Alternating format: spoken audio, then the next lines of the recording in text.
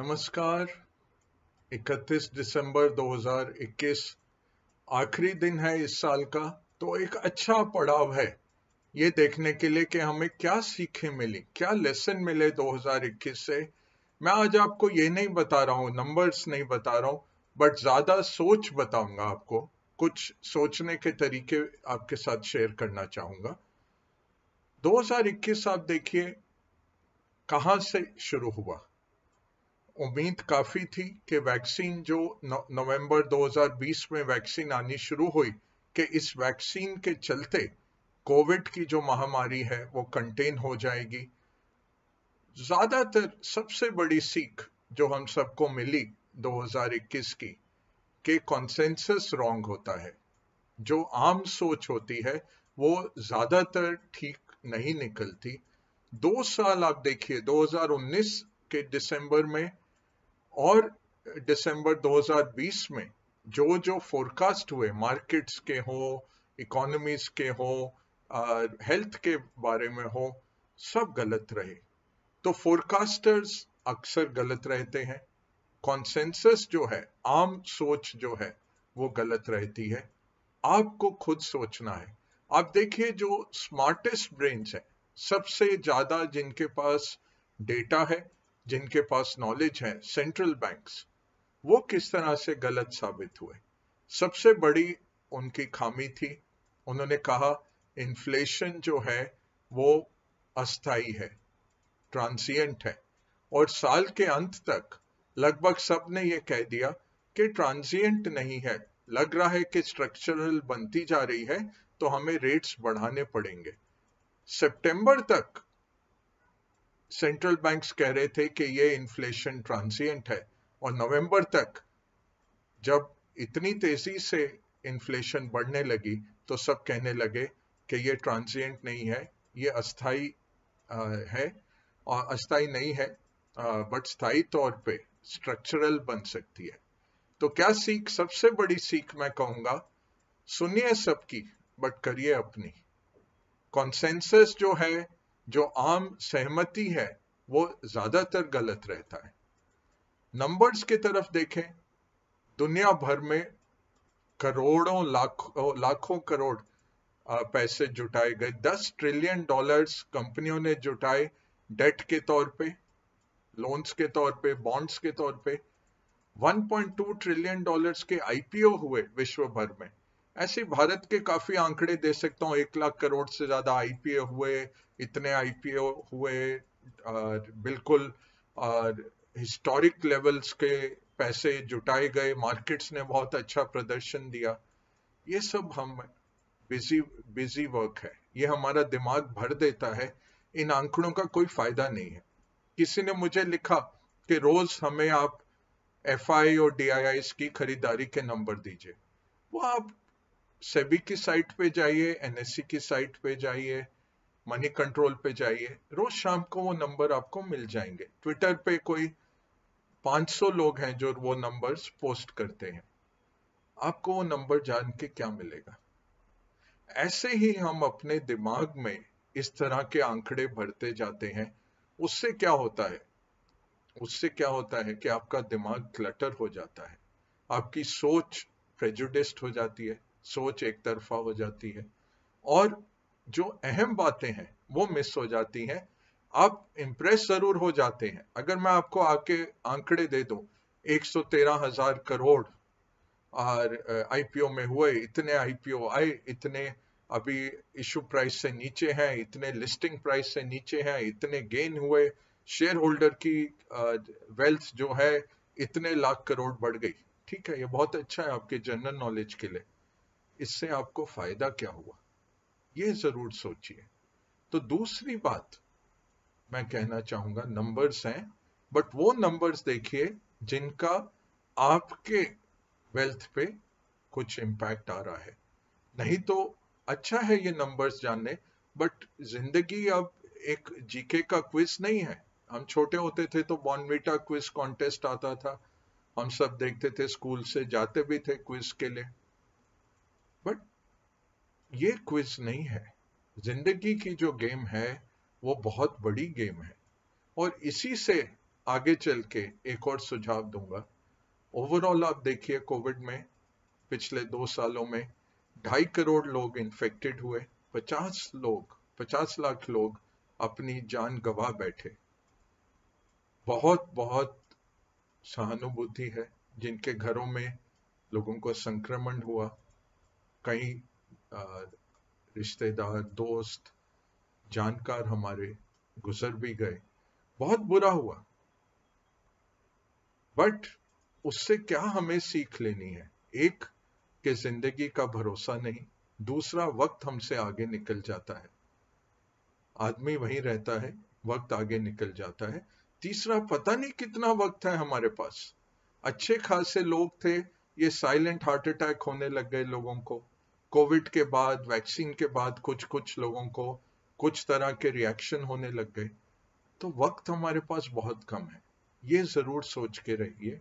तो तीसरी बड़ी चीज मैं क्या कह रहा हूं, अपना इन्वेस्टमेंट्स में पेशेंस रखिए, इन्वेस्टमेंट के रिजल्ट्स में पेशेंस रखिए, बट जो प्रोसेस है, जो क्रिया है, जो एक्शन है, उसमें इम्पेशेंट रहिए।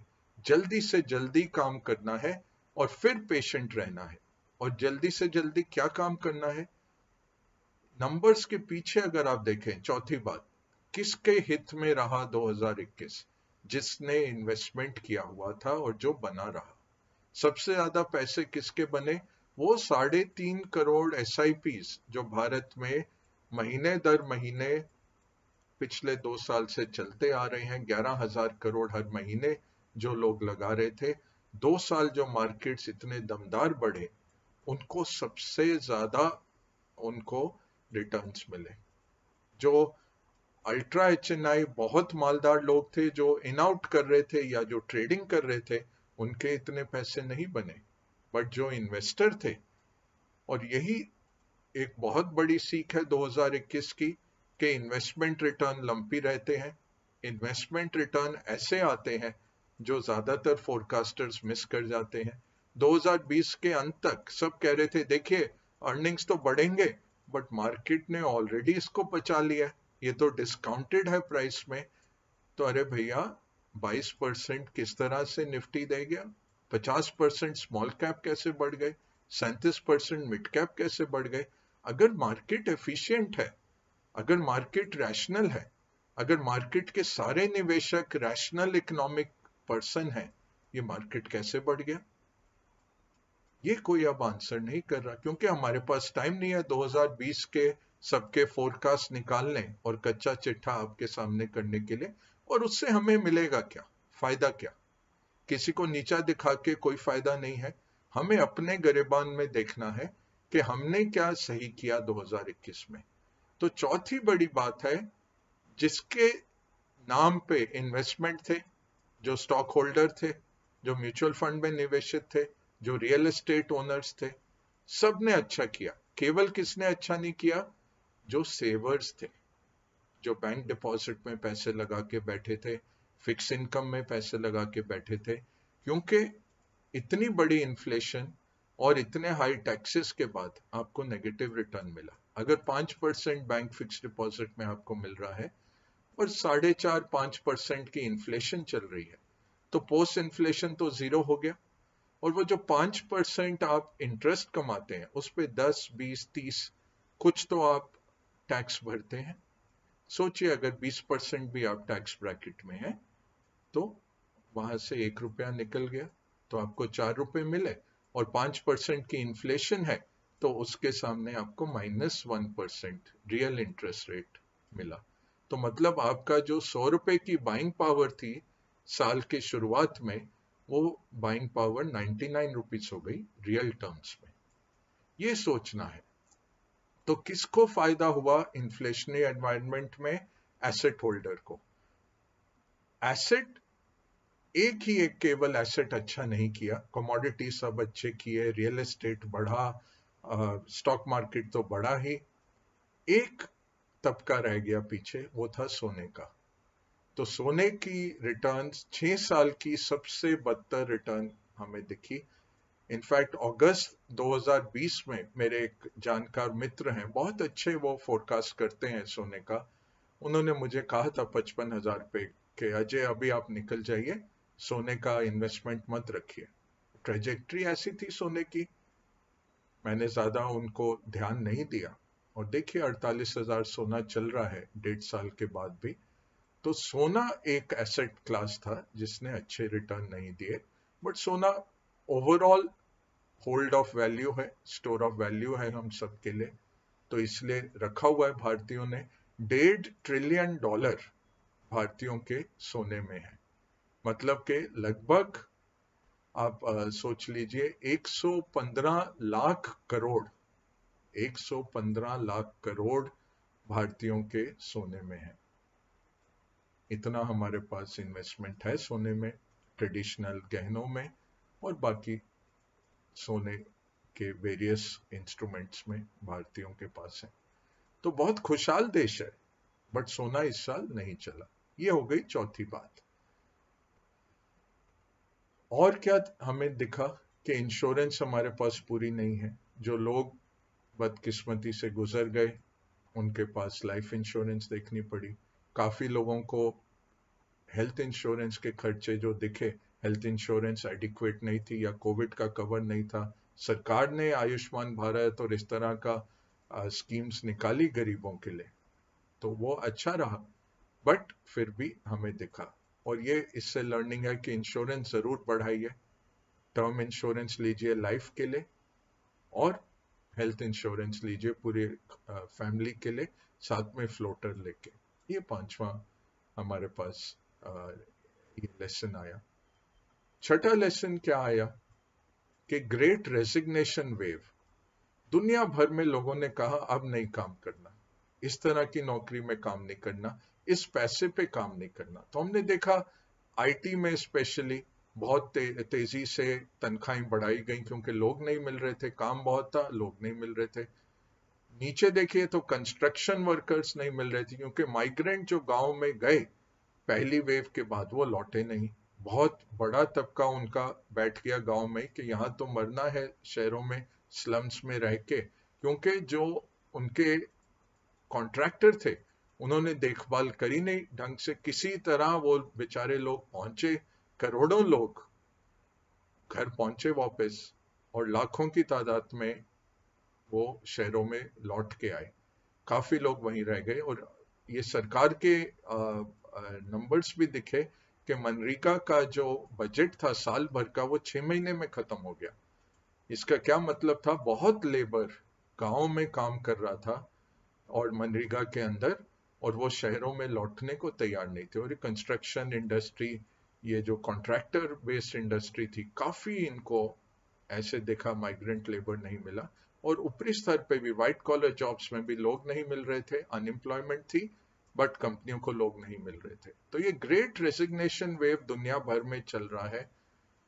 छठा बात, लोगों ने बोला हमें ज्यादा फ्लेक्सिबिलिटी चाहिए, स्पेशली महिलाओं पे सबसे ज्यादा आंच आई इन 2 सालों में कोविड के, क्योंकि उनको बच्चों को भी देखना था, बच्चे घर बैठे थे, तो महिलाएं काम पे नहीं निकल पा रही थी या काम घर से करना पड़ रहा था।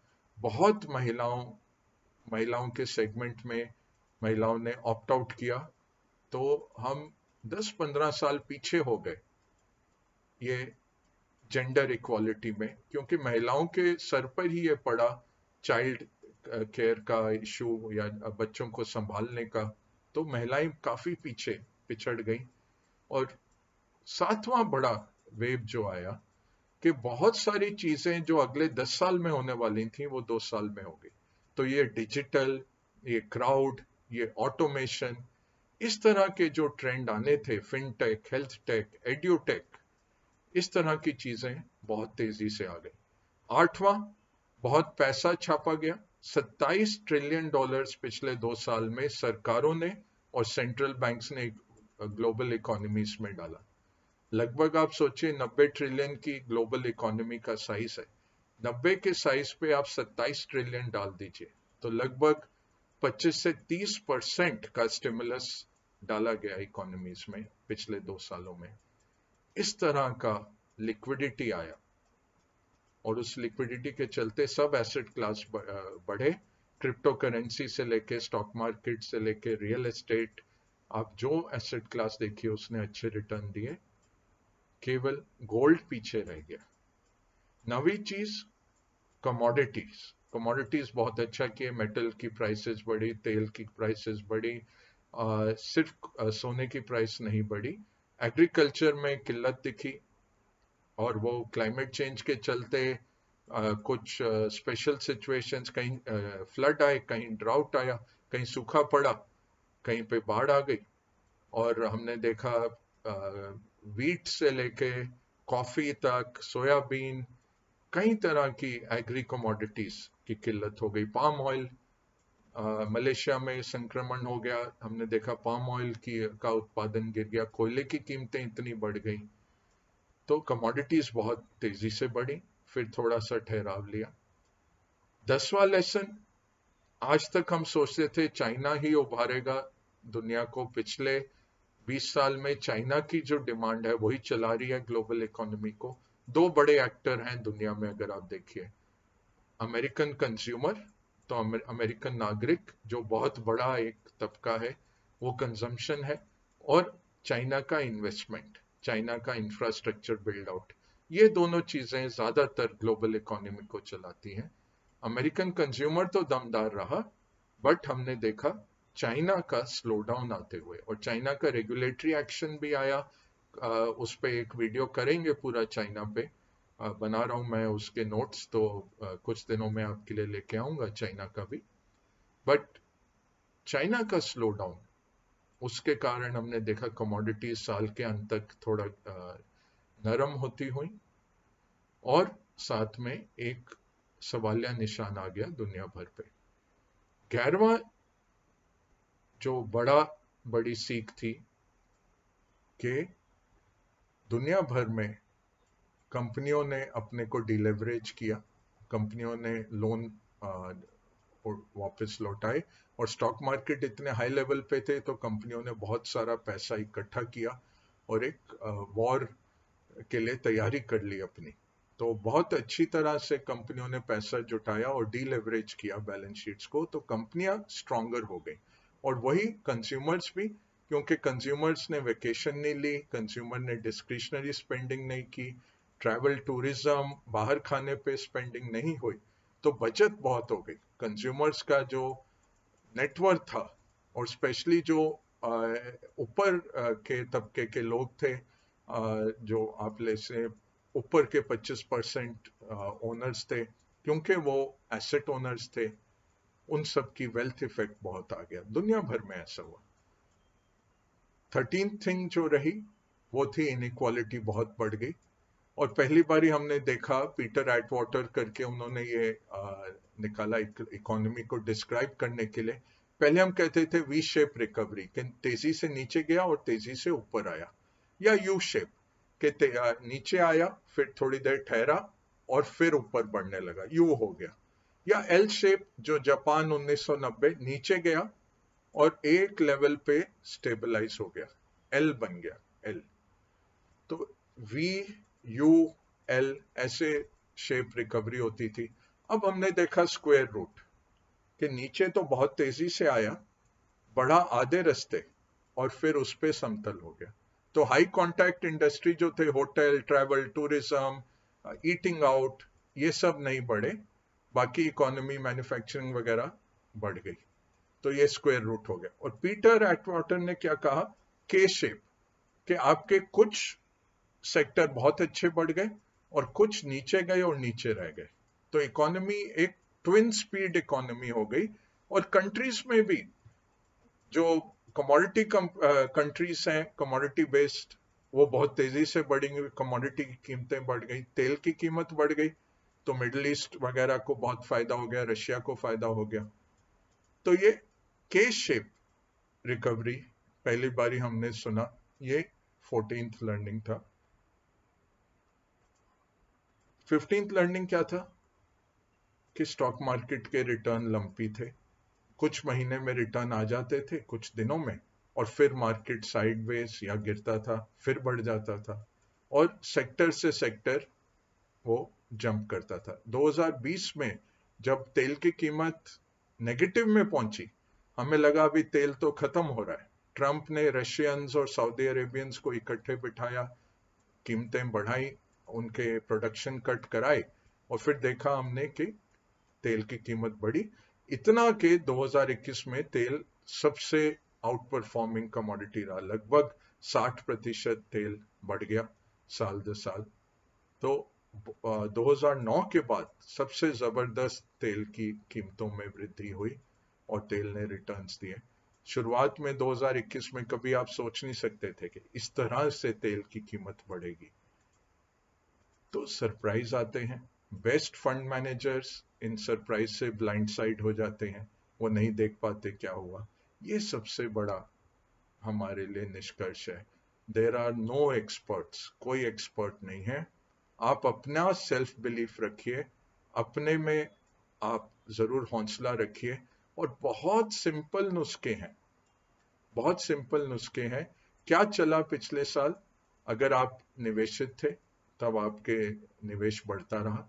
दूसरा, अगर आप रेगुलरली इन्वेस्ट करते रहे, वो अच्छा रहा। तीसरा, अगर आपके पास सेविंग्स थे और उससे आप निवेश करते रहे, तो वो बड़ा, तो सेविंग बहुत जरूरी थी।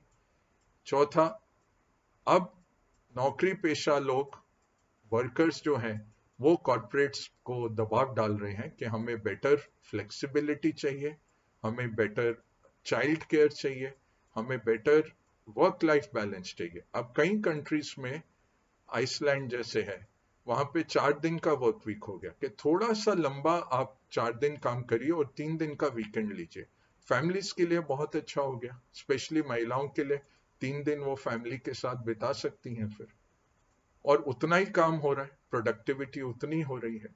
तो ये मेगा ट्रेंड्स हैं, ये ट्रेंड्स रहेंगे। पांचवा जो मेगा ट्रेंड आपको देखना है, क्लाइमेट। क्लाइमेट चेंज जो हो रहा है, जिस तरह से तूफान आ रहे हैं, बाढ़ आती है या सूखा पड़ रहा है, पानी की किल्लत हो रही है, ये सब एक टिपिंग पॉइंट पे दुनिया पहुंच गई है, और सबको यहाँ पे काम करना पड़ेगा कि एनवायरनमेंट को सेफगार्ड करें। इन्वेस्टर्स के ऊपर भी बहुत प्रेशर है कि आप सस्टेनेबिलिटी के लिए क्या कर रहे हैं, ईएसजी के लिए आप क्या कर रहे हैं, एनवायरनमेंट के लिए क्या कर रहे हैं। इम्पैक्ट इन्वेस्टिंग निकल के आया कि लोग अच्छे कार्यों में पैसा डाल रहे हैं, और उससे ब्रेक इवन भी हो जाए तो वो पैसा कई जगह पे लग सकता है।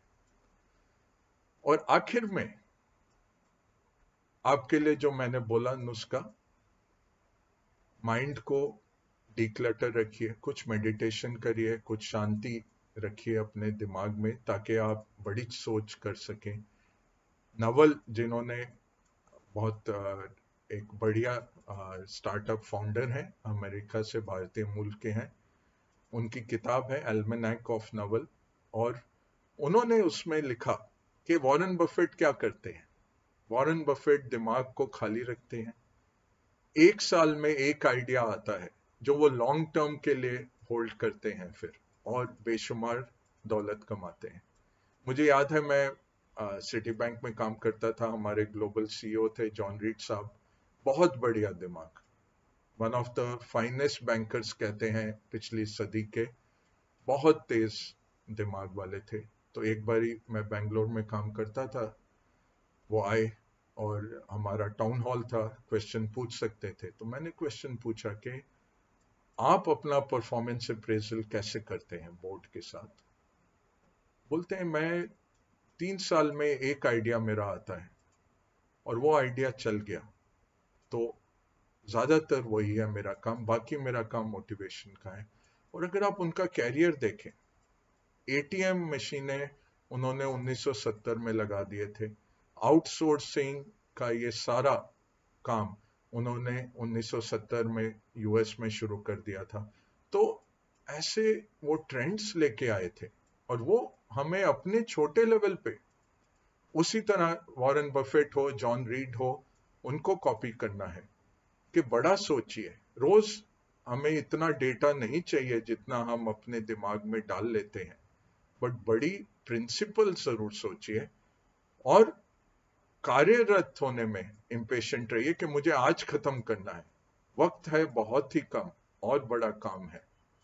ये जिंदगी मेहनतों का नाम है, मेहनत करिए, बट उसका जो इन्वेस्टमेंट का रिजल्ट है उसमें पेशेंट रहिए, उसमें बने रहिए, लंबी लंबी टाइम के लिए उसमें बने रहिए, वो फिर आपको बहुत अच्छे रिजल्ट देके जाएगा। डाइवर्सिफाई रहना है, इन्वेस्टेड रहना है, रेगुलरली इन्वेस्ट करना है और लंबी अवधि के लिए इन्वेस्टेड रहना है। तो कमाइए, बचत करिए, साथ में उसको निवेश करिए। उदय कोटक साहब ने 2000 के डिकेड में बहुत अच्छी बात कही थी कि Bharat, we are a nation of savers, not a nation of investors. अब लगभग 8 करोड़ डीमैट अकाउंट हो गए, पिछले 3 साल में डबल हो गए। 4 लाख अकाउंट महीने के खुलते थे, अब 26 लाख खुल रहे हैं। तो धीरे धीरे हम नेशन ऑफ इन्वेस्टर्स बन रहे हैं, बट अभी भी बहुत दूर जाना है, बहुत दूर जाना है। तो एटलीस्ट आप लोग ऐसे वीडियो देख रहे हैं, आप सेल्फ एनरिचमेंट कर रहे हैं, सेल्फ इंप्रूवमेंट में लगे हुए हैं, ये नुस्खे तलाश रहे हैं आप इन्वेस्टमेंट सक्सेस के, तो आपके लिए तो सक्सेस एश्योर्ड है। इतना मैं कह सकता हूं कि जो भी ऐसा टाइम बिता रहा है कि सेल्फ इंप्रूवमेंट में, अपने को बेहतर करने में, उनके लिए एश्योर्ड है। 2021 का यही हमें सलाम है कि आपने अच्छा किया, आप बहुत करेजियस थे कि बच निकले इतनी महामारी से। आप उससे सीखें लीजिए, जो मैंने ये सब सीखें आपको बताई। बड़ा चीज क्या करना है, निवेशित रहना है और ज्यादा नहीं सोचना है, दिमाग को ठंडा रखिए और लंबी सोच रखिए, तब आपको बहुत अच्छे रिटर्न मिलेंगे और जिंदगी की सफलता में आप आगे ही बढ़ते जाएंगे। बहुत बहुत शुभकामनाएं, नए साल की बहुत शुभकामनाएं आपको और आपके परिवार को। और ये मेरा वीडियो देखने के लिए बहुत शुक्रिया। हो सके तो सब्सक्राइब भी कर लीजिए ताकि आपको अलर्ट्स मिल जाएं जब भी नया वीडियो बने। आप में से कई लोगों ने बहुत सारे टॉपिक्स दिए हैं, लगभग 150 टॉपिक्स मेरे पास आ गए हैं। कोशिश करूंगा कि छोटे छोटे वीडियो रोज बनाऊं टॉपिक्स पे, ताकि आपकी जो नॉलेज की खोज है, जो ज्ञानवर्धन आपको चाहिए, वो मैं पूर्ण कर सकूं। बट टाइम लगेगा मुझे, 150 से ज्यादा टॉपिक्स ऑलरेडी आ चुके हैं। मैंने एक्सेल शीट बनाता रहता हूं रोज, जो जो टॉपिक आते हैं, और जो मेरी क्षमता है मैं करता जाऊंगा, आपको वीडियो भेजता जाऊंगा। बहुत बहुत शुभकामनाएं और फिर से बहुत बहुत शुक्रिया।